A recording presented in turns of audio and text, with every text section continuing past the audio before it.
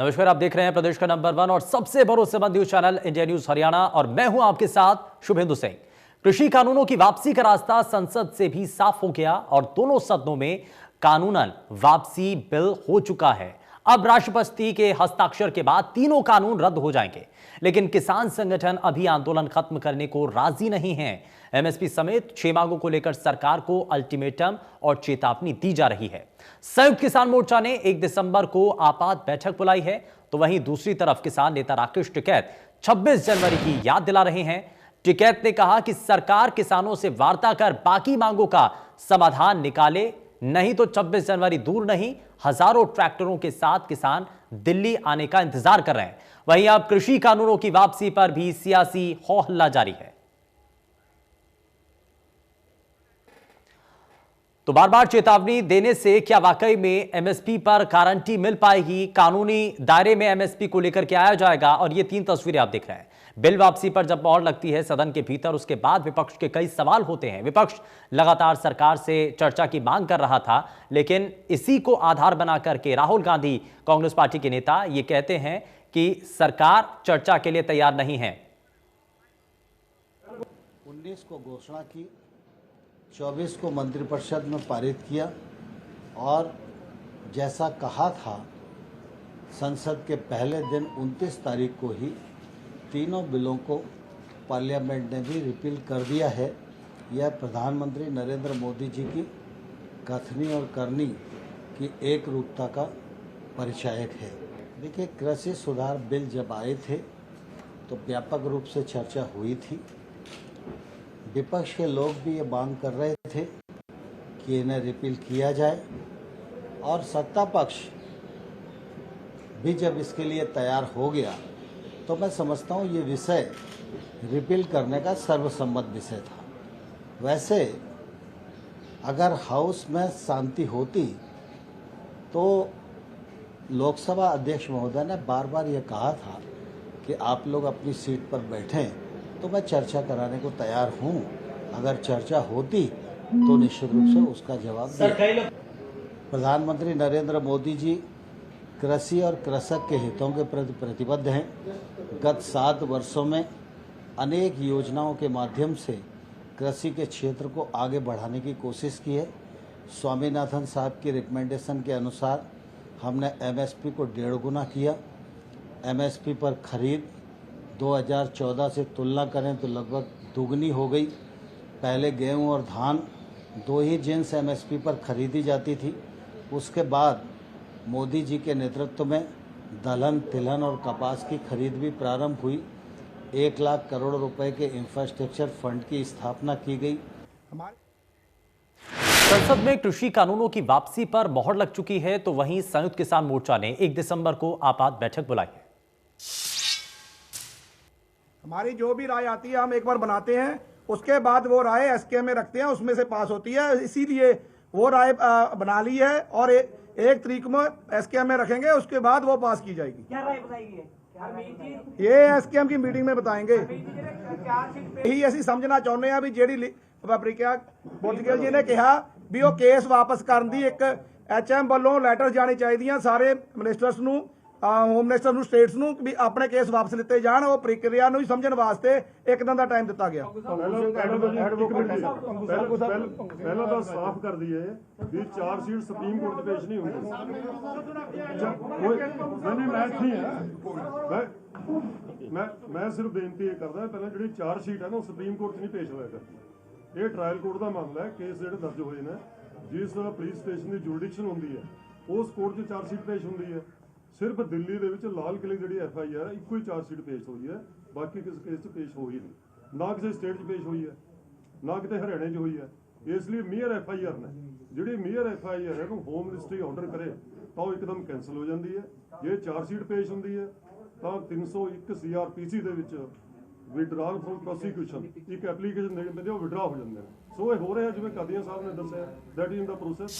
हमारी जो संसद में कृषि कानूनों की वापसी पर किसान नेता राकेश टिकैत का क्या कहना है, जरा वो भी आप सुनिए। कह तो दिया कि ये काला कानून था, बीमारी है, जितनी जल्दी कटेगी उतनी जल्दी ठीक। राष्ट्रपति की मोहर लग जी, खत्म हो जाएगा। अब आगे की जो कहानी है, आगे की जो बातचीत है, उसको शुरू कर लेते हैं। फिर कोई बीमारी अब दूर होती है, आदमी खुश दिखता है, लेकिन हाँ, आप दिख खुश नहीं रहे दिखे। हैं। 750 किसानों की शहादत हो रही, उनको भी जवाब देना। हम्म, अब एमएसपी पे बात कर लें, जो 750 किसान शहीद हुए उस पर बात कर ले, जो मुकदमे दर्ज हैं उस पर बात कर ले, और सरकार अब बातचीत कर ले। और जो पहले वे कहते थे कि कानून वापसी तो हम करेंगे नहीं, संशोधन पर बात कर ले, वो तो काम खत्म हो गया। अब तो मामले कुछ हल्के ही रहेंगे। अब बातचीत शुरू कर ले, सब निपटाओगे मामले को जल्दी। गारंटी कानून वो भी बन जाना चाहिए। 2 रुपया एमएसपी पे जब कानून बन जाएगा, किसान के हाथ में 2 रुपये एमएसपी से जाएगा। उसमें क्या दिक्कत है? सब कुछ पर कोई अच्छा, बात आपको कर नहीं रहा लगता एमएसपी जैसे मसले पर कानून बनने के लिए पूरा एक समिति बने, ना सबकी उसमें रायशुमारी समिति हो? बनी हुई है। 2011 में समिति बनी थी। प्रधानमंत्री उस टाइम पे जो एक फाइनेंशियल कमेटी थी, जब मुख्यमंत्री थे, उस कमेटी में थे। उन्होंने अपनी रिपोर्ट दी थी कि एमएसपी पे गारंटी कानून बनना चाहिए। उस रिपोर्ट को लागू कर दे। थोड़ा समय नहीं देंगे सरकार को? बात करेंगे सरकार से अच्छा, पहले। अगर सरकार ने आपको मीटिंग के लिए बुलाया तो जाएंगे हम। आप जाएंगे? हाँ, इसी रास्ते से जाएंगे, इस नंबर से ऊपर से। मतलब सिंगू बॉर्डर जाएंगे क्या? हाँ, जाएंगे सिंगू बॉर्डर भी। मैंने कह दिया। कृषि कानूनों की वापसी पर भी विपक्ष ने सवाल उठाए हैं। राहुल गांधी ने कहा सरकार ने चर्चा नहीं कराई है। जो 3 काले कानून हैं, इनको वापस लेना पड़ेगा। इसलिए कहा था क्योंकि हमें मालूम था कि 3-4 बड़े जो पूंजीपति हैं, उनकी शक्ति हिंदुस्तान के किसानों के सामने खड़ी नहीं हो सकती, और वही हुआ। जो 3 काले कानून थे, उनको अंत में रद्द करना पड़ा। ये किसानों की, मजदूरों की सफलता है, एक प्रकार से देश की सफलता है। मगर जिस प्रकार से ये कानून रद्द किए गए, बिना कोई डिस्कशन, पार्लियामेंट में इसके बारे में चर्चा नहीं होने दी, ये दिखाता है कि सरकार डिस्कशन से डरती है, और दिखाता है कि सरकार जानती है कि उन्होंने गलत काम किया, और सरकार डरती है। डिस्कशन जो हमारे किसान भाई शहीद हुए उनके बारे में है, वो जो 700 किसान जिन्होंने अपनी जान दी, उनके बारे में डिस्कशन होना था। डिस्कशन ये भी होना था कि ये जो किसानों के खिलाफ कानून बनाए गए, इसके पीछे किसकी शक्ति थी, कौन सी शक्ति थी, ये क्यों किए जा रहे थे, क्यों बनाए गए। डिस्कशन एमएसपी पे भी होना था, और जो किसानों की समस्या है उस पे होना था। लखीमपुर खेरी और इनके जो होम मिनिस्टर हैं, उन पर डिस्कशन होना था। वो तो सरकार ने होने नहीं दिए। मगर सरकार के दिमाग में थोड़ा सा कंफ्यूजन है। वो सोचती है कि जो गरीब लोग हैं, किसान लोग हैं, मजदूर लोग हैं, उनमें कोई शक्ति नहीं है, उनको दबाया जा सकता है। और इस एपिसोड ने यह दिखाया है कि किसानों को, मजदूरों को, गरीब लोगों को, कमजोर लोगों को हिंदुस्तान में दबाया नहीं जाता। कि जो कांग्रेस पार्टी के नेता और राज्यसभा सांसद दीपेंद्र हुड्डा ने इस बारे में क्या कहा है, जरा वो भी आप सुनिए। आज देश की किसान की जीत है, किसान आंदोलन की जीत है, और ये ऐतिहासिक जो जीत हुई है किसान की, ये उन 681 लगभग 700 किसानों को समर्पित है जिन्होंने अपनी जान की कुर्बानी दी। जो लोग किसान को नकली बताते थे, आज उनको एहसास हुआ कि इनकी वोट असली है, इसीलिए इन्होंने कदम अपने पीछे हटाए। तो आज किसान का अभिनंदन करते हैं।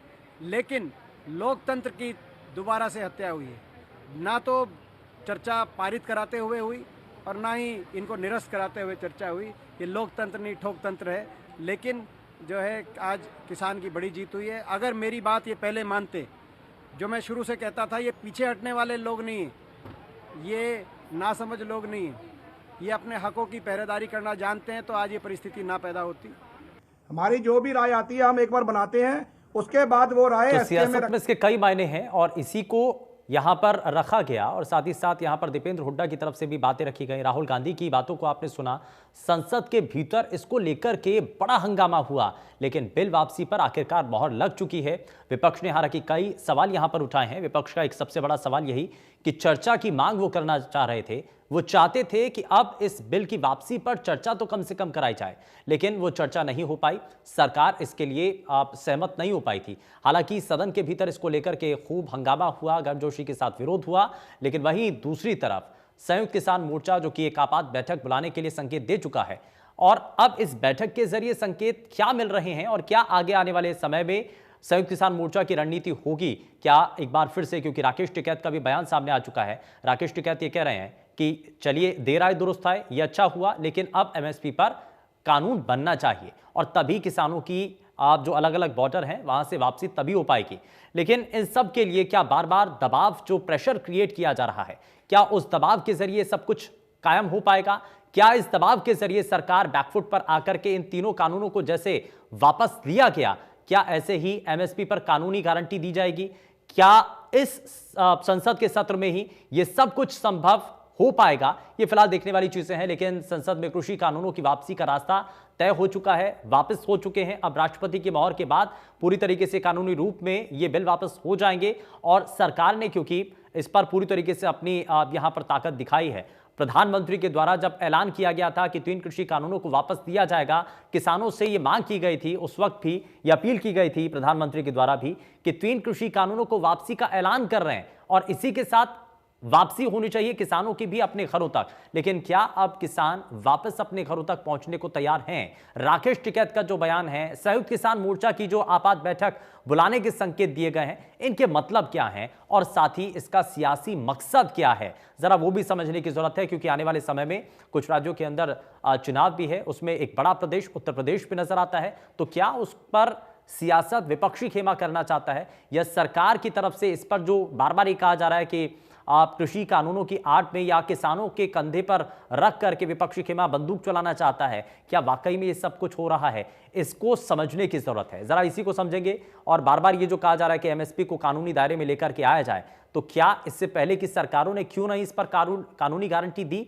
और मौजूदा वक्त की सरकार आखिर पीछे हटने को क्यों बार बार ये कह रही है कि एमएसपी थी, है, रहेगी, तो कानूनी दायरे में क्यों नहीं लाया जा सकता है? यही बड़ा सवाल है और इन्हीं सवालों के साथ हम कार्यक्रम को आगे बढ़ाएंगे। लेकिन उससे पहले लगातार आपको ये तस्वीरें दिखा रहे हैं। ये 3 तस्वीरें हैं आज की, ये सांकेतिक तस्वीरें, और ये दिखाने के लिए काफी हैं कि बिल वापसी को लेकर के जब ऐलान होता है उसके बाद संसद के भीतर इस पर मोहर लगती है।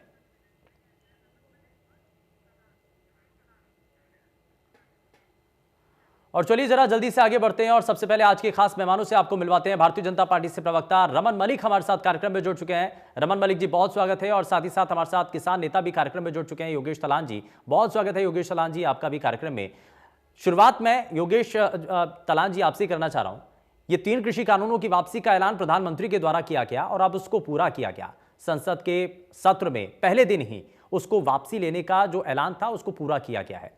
अब क्या बार बार जो प्रधानमंत्री की तरफ से ये अपील की जा रही थी कि वापसी का ऐलान तो हम कर चुके हैं, वापसी हो जाएंगे 3 कृषि कानून, जिसको लेकर के आप आंदोलन स्थल तक पहुंचे थे, क्या आप किसान वापस जाएंगे?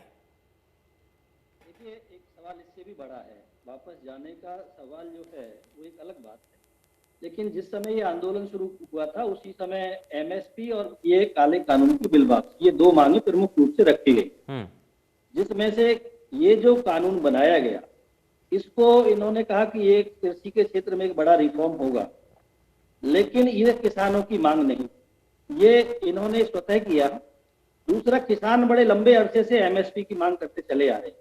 विडंबना इस बात की है कि मार्केट में जो एमएसपी सरकार घोषित करती है उस एमएसपी पर खरीद नहीं होती है। तो अगर एक तरफ सरकार अगर एमएसपी है, रहेगा, इस तरह की बातें करती है और किसान हित की सोच रही है, तो उसको किसान को सिक्योर करना चाहिए और ये दिखाना चाहिए कि वो किसान के साथ है और किसान की हितैषी और किसान के लिए काम करती है। लेकिन ऐसा कुछ भी नहीं है। सबसे बड़ी विडंबना ये है कि जब आपके एमएसपी के रेट से आधे दामों पर फसल का जो है दाम मिलता है तो इसका कोई सुनने वाला नहीं है। आखिर किसान कहाँ जाएगा? किसान इस देश में अगर 70% किसान है तो उनकी आवाज नहीं सुनी जा रही सरकार के द्वारा, तो किसकी आवाज सुनी जाएगी? चंद पूंजीपतियों की आवाज सुनी जाएगी।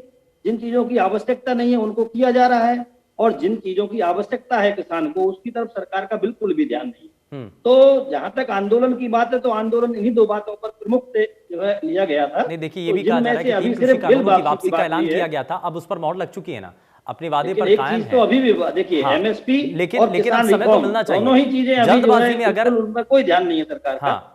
और जल्दबाजी में अगर कोई फैसला लिया जाता है, कहा जाए कि वो जल्दबाजी में इसको लेकर के कोई भी डिसीजन लिया जाता है, क्या आपको लगता है कि वो सही होगा? और इस बार ये कहा जा रहा है कि हम तब तक डटे रहेंगे जब तक एमएसपी पर कानूनी गारंटी नहीं मिल जाती है। सरकार ने अगर मान लिया सिर्फ ये कानून वापस लिए तो ये सरकार ने ही ये कानून थोपे हैं। और दूसरी बात, किसान से जो 700 से ज्यादा किसानों की जो बलि इसमें चढ़ी है, इसका जिम्मेदार कौन है? सरकार को ये भी देखना चाहिए। और जिस तरह से सरकार ने तिरस्कार किया किसानों का, आंदोलनजीवी कहा, आतंकवादी कहा, क्या क्या नहीं कहा, क्या ये सब चीजें हैं? या जिनके घरों से लोग चले गए, जो अब इस दुनिया में नहीं रहे, उनका क्या है? क्या उनके लिए सरकार के प्रति कोई जवाबदेही नहीं है? तो इस तरह से बहुत सारे सवाल हैं अभी भी जिनको सरकार को जो है गंभीरता से लेना चाहिए, लेकिन सरकार कहीं भी गंभीर दिखाई नहीं दे रही है। सरकार को डर लगता है कि अभी चुनावों में उसको जाना है तो सरकार बिल वापसी की बात कर रही है, नहीं तो सरकार को 1 साल में समझ आया। ये 1 साल से पहले भी सरकार इनको वापस ले सकती थी। ठीक है, आपको लगता है देरी हुई है, ठीक है। लेकिन रमन मलिक जी भारतीय जनता पार्टी से हमारे साथ प्रवक्ता कार्यक्रम में जुड़ चुके हैं। रमन जी, मैं जरा जल्दी से आपसे एक रिएक्शन इस पर लेना चाहता हूं। किसान ये जानना चाहते हैं कि अगर ये बार बार कहा जाता है कि एमएसपी थी, है, रहेगी, तो क्यों नहीं इसको कानूनी दायरे में लेकर के आया जाए?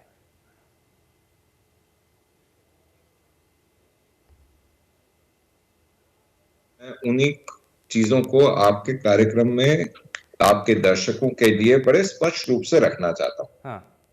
ये बोलते हैं कि सारे के सारे केस वापस लेने चाहिए। मेरा सवाल इतना सा है कि क्या देश के साथ भद्दा मजाक करने वाले 26 जनवरी के अपराधियों के केस वापस लेने चाहिए, हाँ या ना? वो किसान हो, जवान हो, देश का नॉर्मल इंसान हो, वो सब जवाब दें, अपने मन में सोचे। दूसरी चीज ये बोलते हैं कि कभी 200, कभी 400, कभी 600, कभी 800 नाम लेते हैं किसानों का कि वो शहीद हो गए, तो उनको लाने वाले जो हैं यहाँ पे, उन इस कथित आंदोलन के ऑर्गेनाइजर जो हैं, उनको उसकी जिम्मेवारी लेनी चाहिए। लेकिन बहरहाल अगर ये कहीं कोर्ट में भी जाते हैं तो इनको क्या पूछा जाएगा कि डाटा दिखाइए कि कौन कौन आपके आंदोलन में ज्वाइन करा, क्या आपके पास डेटा है? डाटा ये भी ट्रेस करना पड़ेगा कि क्या उनको स्वेच्छा से लाया गया या उनको किसी लालसा के बीच में लाया गया, ये प्रूव करना पड़ेगा ना कोर्ट में। अच्छा, एक चीज और पूछी जाएगी कि ये पूरा आंदोलन जो था उसकी बुक्स ऑफ अकाउंट आपने मेंटेन करनी चाहिए थी, करी हुई है या नहीं? फिर ये पूछा जाएगा कि इसके वेरिफिकेशन के मानक क्या होंगे, कि कौन कौन कैसे कैसे आया, कब कब आया, क्यों नहीं आया, उसके वेरिफिकेशन के मानक क्या होंगे। ये सारी चीजें पूछी जाएंगी। उसके अलावा जो एमएसपी की बात आती है, मेरा सवाल ये है कि एमएसपी 23 फसलों पे है। इन 23 फसलों में से अमूमन, चाहे वो पंजाब हो या राजस्थान हो, ये 3 फसलें, एक गेहूं, एक चावल और एक और कोई एक जो वहां की मेन हो वो ले लेते हैं। हरियाणा में लगभग 10-11 फसलों के ऊपर एमएसपी मिलती है, जिसमें कि मूलतः 3 फसलें केंद्र सरकार होती है, बाकी प्रदेश की सरकार खरीदती है। तो आज तक इन्होंने, धन्यवाद तो छोड़िए, दूसरे प्रदेशों से ये नहीं पूछा कि जी 11 तक ही ले आओ जिस पर खरीदी करके दिखाते हो, वो भी छोड़ दीजिए। उसके अलावा ये बात आती है कि क्या सिर्फ किसानी जो है 23 फसलों की है?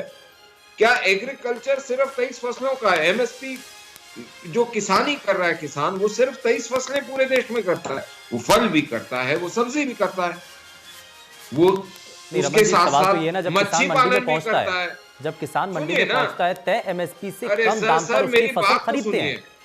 हाँ, मेरी बात सुनिए। हाँ, वो मच्छी भी बनाता है, पैदा करता है किसान, और उसको मच्छी का भी किसानी में आता है, उसमें दूध भी आता है, उसमें मवेशी भी आते हैं, ठीक है। तो क्या इसका भी एमएसपी होना चाहिए?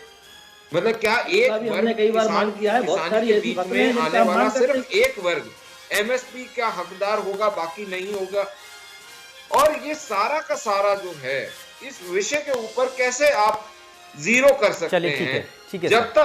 जब तक आप ये ना करें कि एक व्यापक, जिस तरह से प्रधानमंत्री ने बोला कि एमएसपी के ऊपर भी और कृषि कानूनों के ऊपर भी एक व्यापक कमेटी बने, जिसके अंदर हर दल से उसके अलावा कृषि विशेषज्ञ, उसके अलावा कृषि अर्थशास्त्री, उसके लेकिन साथ सर क्या एमएसपी वैज्ञानिक तय सारे करने के हो, तब जाके बाद बनेगा। मंडियों में किसानों का हाल जाना, मंडियों के अंदर किसान जब अपनी फसल लेकर के पहुंचता है, एमएसपी तय कर दी गई, लेकिन उसके बावजूद क्या तय एमएसपी पर उनकी फसलों की खरीद होती है क्या?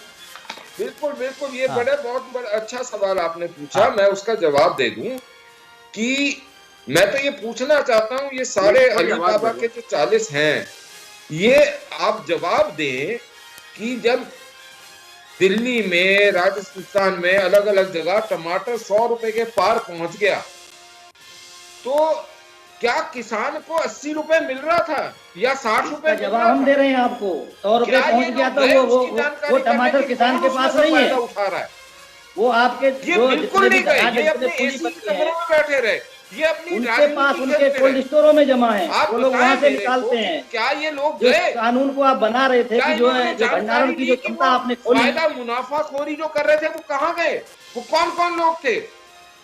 क्या इन्होंने उसके खिलाफ कृषि मंत्रालय में किसी भी प्रदेश के ये पर्चा दिया कि ऐसे किसान के साथ धोखाधड़ी करी जा रही है? बिल्कुल नहीं बोले साहब, ये सारे के सारे धन्ना से कुछ नहीं बोले। ठीक है, ठीक है, योगेश सलान जी जरा जवाब दीजिए।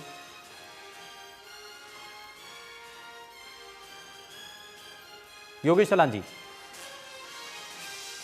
जब आपने देखा तरह से आलू की कालाबाजारी की जाती है, तो ये सब भी तो जो है ना, इनके पूंजीपति मित्र ही करते हैं, जिनके लिए कानून बनाया जा रहा था कि भंडारण की क्षमता खोल दी जाए।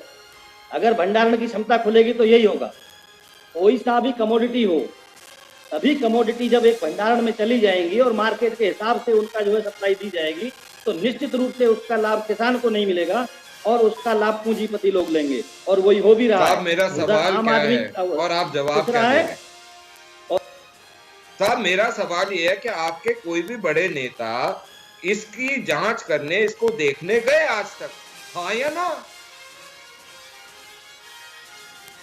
चलिए ठीक है, मैं थोड़ा सा आगे बढ़ता हूं। हमारे साथ इस बीच 2 और खास मेहमान कार्यक्रम में जुड़ चुके हैं। इंडियन नेशनल लोकदल से प्रवक्ता रजवंत दहीनवाल कार्यक्रम में है। रजवंत जी बहुत स्वागत है। और कांग्रेस पार्टी से प्रवक्ता खालिद हुसैन हमारे साथ कार्यक्रम में जुड़ चुके हैं। खालिद जी बहुत स्वागत है आपका। और खालिद जी जरा मैं इस पर आना चाह रहा हूँ, क्योंकि भारतीय जनता पार्टी के प्रवक्ता ये कह रहे हैं कि फसलों को लेकर के जब किसान मंडी में पहुंचता है तो एमएसपी पर तय एमएसपी जो है, जो निर्धारित की गई है, उस पर खरीद होती है। तो इसलिए कानून बनाना, ये क्योंकि एमएसपी थी, है, रहेगी, बार बार ये तो कहा ही जाता है। शुभेंदु जी, जो ये दावा है भाजपा का कि एमएसपी तय कर दिया जाता है, वो एमएसपी मंडियों में दी जाती है। सरकार को मात्र अपनी पिछली खरीद को पीछे पलट के देखना चाहिए।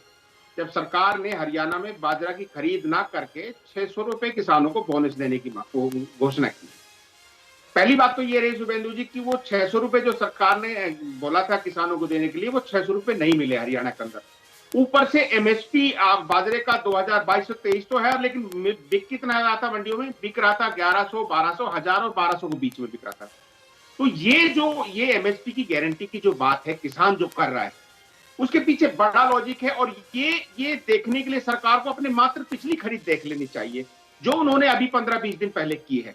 तो ये एक एमएसपी की मांग किसानों की, ये जो कानून थे शुभेंदु जी, ये कानून तो इस तरह से सरकार इनको बिना मांगे थोप रही थी।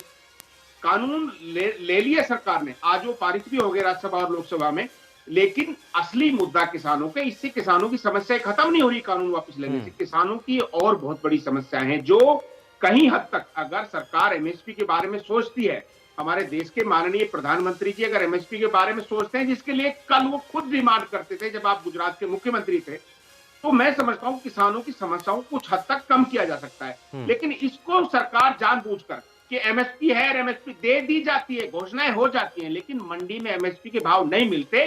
और जो ये चारों तरफ हरियाणा में और पूरे देश में आपके उद्योगपति मित्रों के, भाजपा के उद्योगपति मित्रों के वेयर हाउसेस बन रहे हैं, वो उसी एमएसपी की गारंटी को ना बनाने के लिए बन रहे हैं। वो उनको पता है कि वो किसानों से अपने तरीके से खरीदेंगे और अपने तरीके से बेचेंगे। जैसे जिस तरह से आज कई चीजों के भाव बढ़े हुए हैं, चाहे टमाटर का, ये जो टमाटर का भाव आप देख रहे हैं ना हरियाणा में, ये पूरे देश में, ये किसानों का भाव नहीं है, ये उन्हीं उद्योगपति इनके मित्रों का भाव है जो इन्होंने सस्ते में लिया है कुछ समय पहले।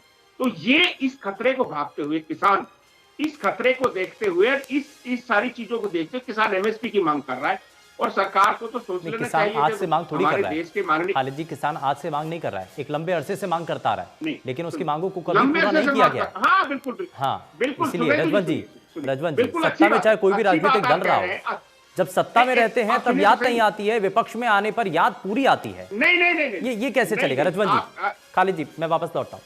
रजवन जी जवाब दीजिए। हाँ,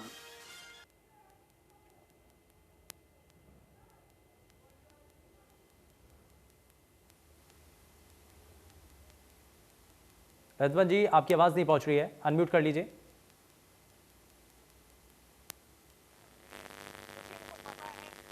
लगता है कुछ तकनीकी खामी, जरा दुरुस्त कर लेते हैं। ठीक है, खालिद हुसैन। हाँ, मैं कह रहा था ये आप ठीक कह रहे हैं कि किसान आज से मांग नहीं कर रहा है। और जो स्वामीनाथन का मसला था, स्वामीनाथन के ऊपर कांग्रेस पार्टी ने काम किया और बहुत सारी चीजें उसमें कांग्रेस पार्टी ने खत्म करने की कोशिश की। लेकिन एमएसपी की जो मांग है, आप ऐसा कैसा सोच सकते हैं शुभेंदु जी कि कल के हमारे माननीय मुख्यमंत्री गुजरात और आज के माननीय प्रधानमंत्री जी अपनी ही बात से पलट रहे हैं। ये एक विषय है, इसको इस देश के मीडिया को और देश के लोगों को सोचना होगा कि कल ऐसा क्या था कि माननीय मुख्यमंत्री गुजरात के, आज के माननीय प्रधानमंत्री उस चीज के लिए चिट्ठी लिखते हैं। जब आप उपभोक्ता मामलों की कमेटी के चेयरमैन थे, आप चिट्ठी लिखते हैं देश के माननीय प्रधानमंत्री डॉक्टर मनमोहन सिंह जी को कि एमएसपी दी जानी चाहिए, वाजिब मांगे कांग्रेस की। तो आज उसको अनैतिक कैसे बता रहे हैं? तो ये सोचने की बात है। ये इसके पीछे एक बहुत बड़ा षड्यंत्र है, किसानों के खिलाफ होने जो जा रहा है। किसानों की ठीक है सर, ठीक है रजवन जी उसके तरीके से खरीदना, ठीक है, और अपने तरीके से बेचने का रजवन जी अपनी बात पूरी कीजिए। रजवन जी बता रहा था कि किसानों के नाम पर दोनों पार्टियां, भारतीय जनता पार्टी और कांग्रेस, दोनों राजनीति करती हैं। असल में इनको अपनी वोट बैंक की चिंता होती है। जब ये विपक्ष में होते हैं तो इनको किसानों की वोट चाहिए, और जब ये सत्ता में आ जाते हैं तो किसानों को भूलकर अपने पूंजीपति साथियों का याद करने लग जाते हैं। आज अगर हम बात करें जिन अंबानी अडानी की बात अगर ये बार बार कर रहे हैं, कांग्रेस वाले कर रहे हैं, तो ये जब कांग्रेस सत्ता में थी तो क्या अंबानी अडानी का कारोबार बंद हो गया था?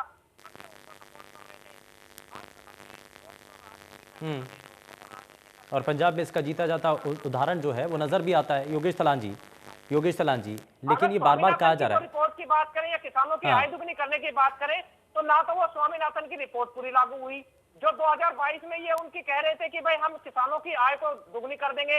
आज तक ये नहीं बताया कि किसानों की आय दुगनी कैसे होगी और आज किसान की आय क्या है।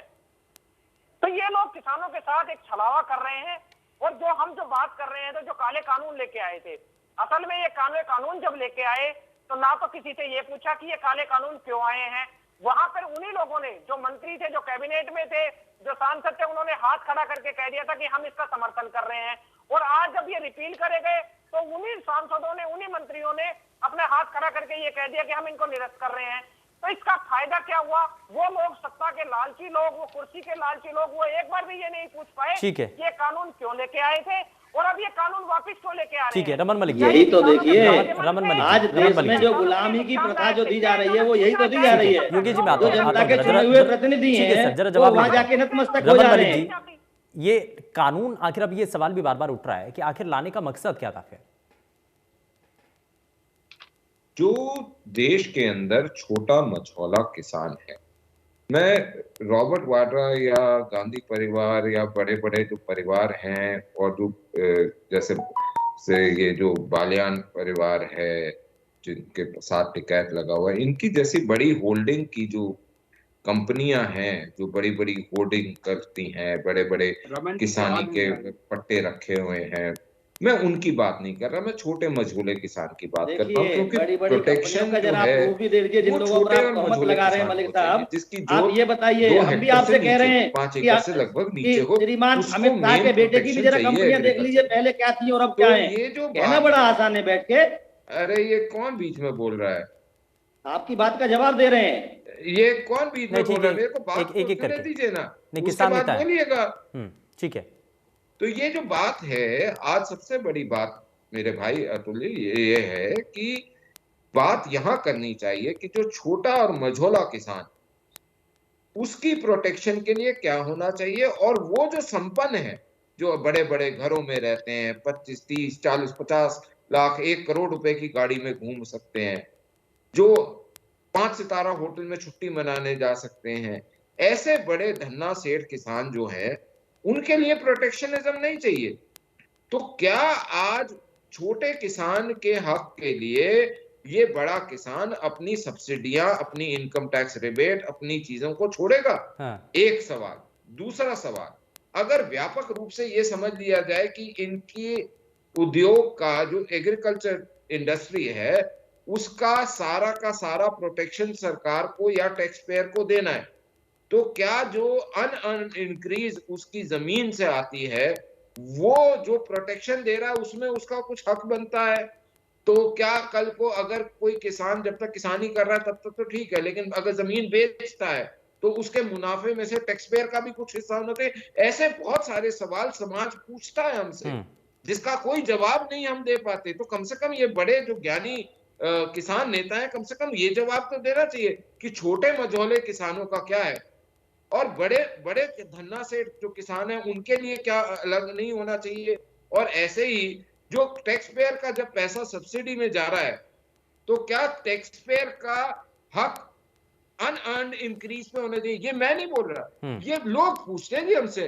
जैसे बालियान साहब को, राकेश बालियान को लोग, गांव के लोग आके बताते हैं ना, वैसे हमको भी बताते हैं। तो मैं ये पूछना चाहता हूँ कि ऐसा कैसे होगा, कैसे उसके होगा? जैसे अब आपने देखा होगा, वाड्रा जी जब जमीन खरीदते हैं तो बिना पैसे दिए जमीन खरीद लेते हैं, और उसके बाद दुगनी भाव पे या 5 गुने या 100 गुने भाव पे डीएलएफ को बेच देते हैं। तो वो जो अनअर्न्ड इंक्रीज है, जो मुनाफा हुआ, इस मुनाफे का हकदार कौन है? क्या वो हकदार है जिसकी जमीन थी, या वो हकदार है जो आज तक उसको सब्सिडी के लिए देता है? नहीं, लेकिन सर बड़ा सवाल तो ये भी है ना कि अगर प्रधानमंत्री ने आह्वान किया था कि छोटे मझोले किसानों के लिए हम ये कानून लेकर के आ रहे हैं, तो आपने तो विड्रॉ कर लिया ना, यानी कि अब छोटे मझोले किसानों का वही राजनीति के इसी चक्र में फंस करके रह गए ना। आपको याद दिला दूं, अकाल तख्त के जत्थेदार साहब का एक बयान आया हुआ है, सारी चीजें इनकी, उनमें उन्होंने स्पष्ट रूप से बोला हुआ है कि इस किसान आंदोलन के बीच में कुछ ऐसी शक्तियां बढ़ गई जो हिंदू सिख दंगे कराने चाहती थी। तरह की बातें करेंगे तो गुलामी की आदत हो गई है। नहीं ठीक है, एक एक करके सर, एक एक करके। योगेश जी एक मिनट सर, डरता किसी से नहीं है, डरता तो कोई किसी से नहीं है, लेकिन डरने की तो जरूरत भी नहीं है। मान सम्मान और देश के लोगों की सुरक्षा क्या किसी के अपने हठ धर्म से ज्यादा है? नहीं ठीक है, योगेश तलान जी को शामिल कर रहा हूं मैं। योगेश तलान जी, ठीक है सर, एक मिनट। योगेश तलान जी, योगेश तलान जी, इस बार के सत्र में ही क्या आप ये चाहते हैं कि एमएसपी पर कानूनी गारंटी मिल जाए, या कुछ समय अभी सरकार को मिलेगा? एक दिन में कानून बन सकते हैं और एक दिन में कानून निरस्त हो सकते हैं, तो एक दिन में ये एमएसपी की गारंटी वाला कानून भी बन सकता है। अगर सरकार संवेदनशील है, किसानों के लिए कुछ करना चाहती है, तो उसको ये एमएसपी का गारंटी देना चाहिए। और इसका सिर्फ यही नहीं है, जब इनके सारे सांसद, इनके सभी मंत्री आंख बंद करके हाँ कहते हैं, तो इससे बड़ा उदाहरण और इससे बड़ी विडंबना और इससे बड़ा काला दिन हमारे देश के इतिहास में नहीं हो सकता कि जहां पर एक सांसद चुना हुआ प्रतिनिधि जनता का, वो संसद में जाकर मूक बधिर हो जाता है। वो सिर्फ एक ही आवाज में जो निर्णय हो गया वो हो गया, उसको अपना विवेक नहीं लगाना चाहिए। तो ये जितना पर पार्टी, भारतीय जनता पार्टी के नेताओं ने दी है देश को, ये सिवाय बर्बादी के दूसरा कुछ भी नहीं है।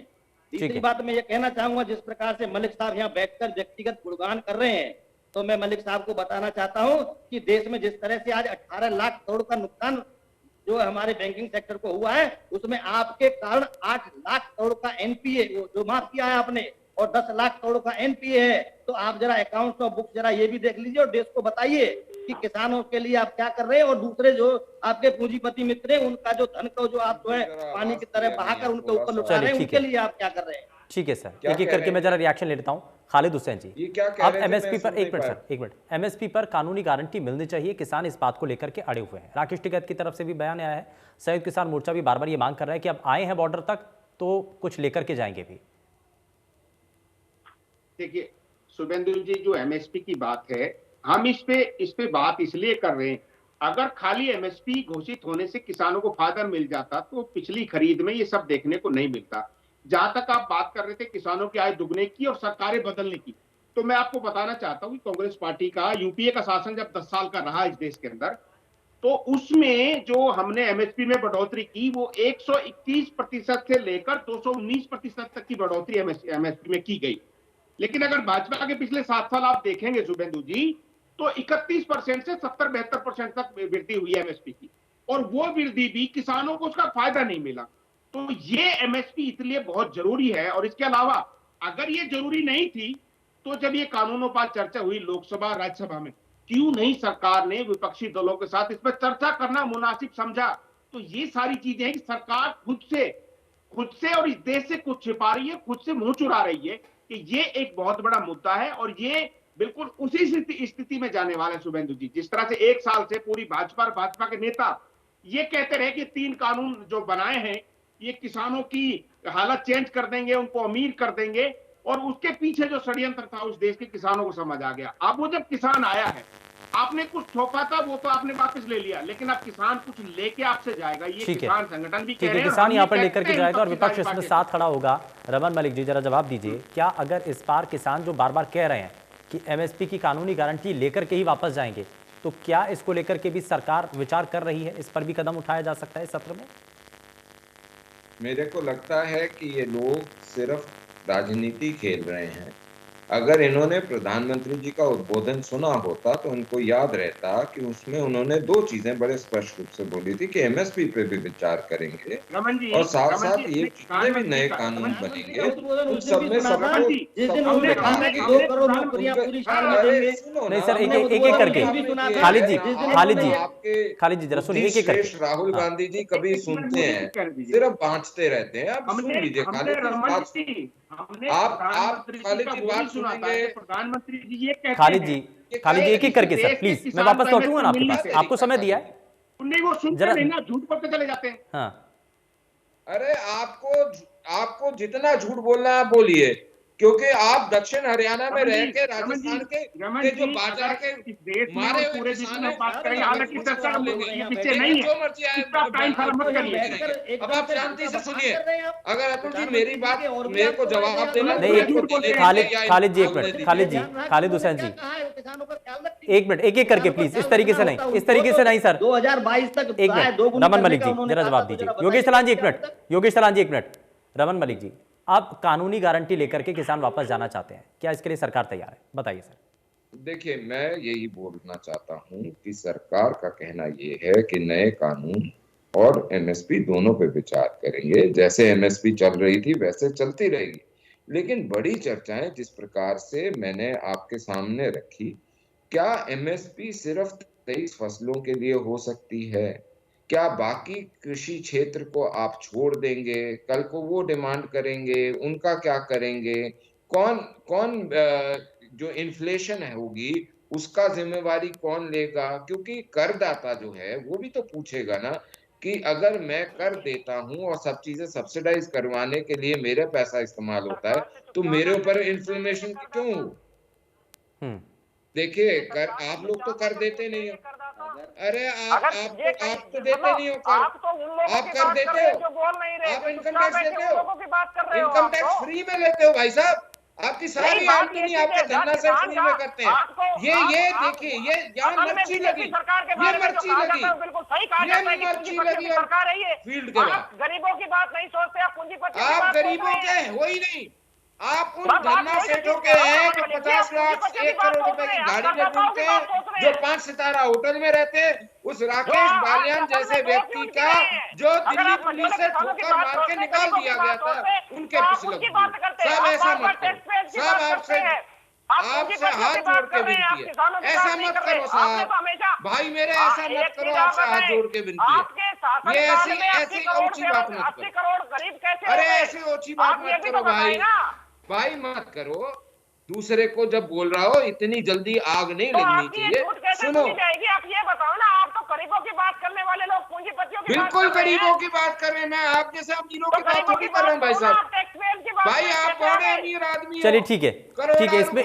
इसमें क्या अगर ये कह दिया जाता है, ठीक है सर, ठीक है, एक एक करके मैं जरा सर मेरे को इस तरीके के डिबेट में नहीं आने का मन होता जहाँ पे एक करके इसमें सभी इसमें अपनी बात अपने समय पर दे रहे हैं, अपनी बात अपने समय पर जवाब दे रहे हैं ना सर। रजवन जी एक करके, रमन जी ठीक है, आपके पास जवाब नहीं है इसलिए आप ऐसे हल्ला गुल्ला करके गुंडाई करते हो। नहीं ठीक है, मेरे साथ गुंडाई मत करो भाई। नहीं गुंडाई नहीं चलेगी यहाँ पर गुंडाई बिल्कुल भी नहीं चलेगी। ठीक है रजवन जी ठीक है, मैंने आपको टाइम दिया है।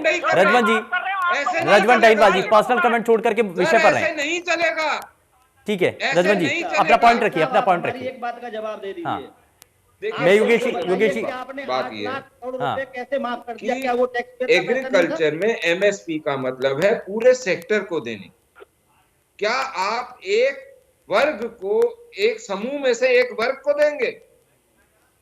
अगर एमएसपी की बात आएगी तो एमएसपी हर प्रकार के जो कृषि के क्षेत्र से संबंधित चीजें सब पे लानी पड़ेगी। उसका इन्फ्लेशनरी जो इशू है वो कौन संभालेगा? चलिए ठीक है रजवन जी, इसमें आपका पॉइंट क्या है? मना करेंगे रजवन जी आपका पॉइंट क्या है इसमें? क्यों कहते हैं बार-बार एमएसपी है, एमएसपी थी, एमएसपी रहेगी, ये क्यों कह रहे हैं आप? क्योंकि एमएसपी सरकारी खरीद में होती है साहब, आज तक 66 से आज तक सरकार खरीद। अभी मैं आपको वही चीज बता रहा हूँ, बाजरे के लिए अभी आपने क्या किया था, बाजरे का भाव क्या चला था, 2200 2250 एमएसपी बता के, और उनको 600 रुपए आप देने की बात कर रहे हैं। बाजरे का एक्चुअल भाव क्या गया था? 1200 1300 रुपए। नुकसान किसको उठाना नहीं साहब, मैंने तो 1600 रुपए में बेचा। उठाना पड़ा सर, मैंने 1660 रुपए में बेचा। किसने? वो भारतीय जनता पार्टी ने खरीद लिया होगा, आम जनता का नहीं खरीदा। रमन मलिक भी आप में बिका है, मैं तो क्या भी नहीं था भाऊ, खरीद लिया होगा, 1660 रुपए में बिका है। चलिए ठीक है, माफी के साथ रुकना चाह रहा हूं। बहुत शुक्रिया सभी खास मेहमानों का कार्यक्रम में शामिल होने के लिए। लेकिन बड़ा सवाल यह है कि क्या एमएसपी को कानूनी दायरे में लेकर के आया जाएगा? क्या इस बार के सत्र में एमएसपी पर भी कानूनी गारंटी किसानों को मिल पाएगी? क्या वापस किसान अपने घर पर लौट पाएंगे? बड़ा सवाल यही है। पेशकश में फिलहाल के लिए बस उतना ही। नमस्कार।